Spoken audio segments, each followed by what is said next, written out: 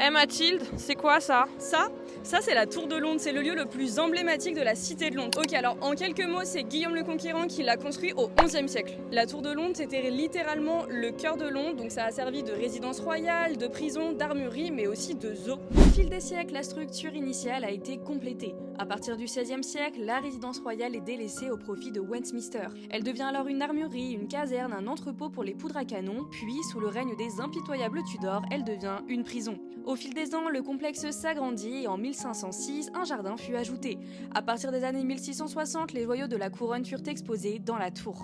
Mais bon, la Tour de Londres, elle est tristement célèbre pour sa fonction de prison. Il y a de très nombreuses personnalités qui ont été emprisonnées ici. Je pense que vous en connaissez certaines. Par exemple, on a Anne Boleyn, on a Lady Jane Grey ou encore Catherine Howard. Mais pourquoi toutes ces femmes ont été exécutées? Alors si on prend l'exemple de Anne Boleyn, eh bien c'était la seconde épouse du roi Henri VIII. Elle fut exécutée pour trahison, adultère et inceste. En réalité, son seul crime, eh bien c'était de ne pas avoir donné d'héritier mâle à Henri. Catherine Howard, par exemple, la cinquième épouse d'Henri, connaîtra exactement le même sort en 1542. Durant plus de 900 ans, la Tour de Londres a été synonyme de terreur puisqu'elle fut le lieu d'emprisonnement de toute personne qui venait à manquer de respect au monarque. Curieusement, il n'y avait pas de cellules spécialement construites avant 1695.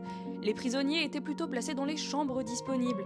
Les gens étaient le plus souvent emprisonnés pour des raisons politiques ou religieuses.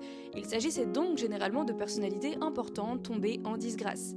Alors un épisode marquant de la Tour de Londres prend place en 1483 lorsque Édouard IV meurt. Les jeunes fils du roi défunt, Édouard et Richard, connus sous le nom de Princes de la Tour, furent enfermés par Richard de Gloucester, ou plus connu sous le nom de Roi Richard III. Après 2 mois d'emprisonnement, les 2 enfants furent assassinés. Cet événement a choqué l'Angleterre et d'ailleurs Shakespeare dans sa pièce Richard III en parle et accuse le roi usurpateur. Il faudra attendre 1674 pour que 2 squelettes d'enfants furent découverts près de la Tour Blanche lors de la démolition de l'avant-bâtiment. Ces restes, identifiés alors comme étant ceux des 2 jeunes princes, furent réinhumés dans l'abbaye de Westminster. Bon, et toi alors, tu as déjà visité la Tour de Londres? Et puis comme d'habitude, n'hésite pas à t'abonner pour plus d'histoires.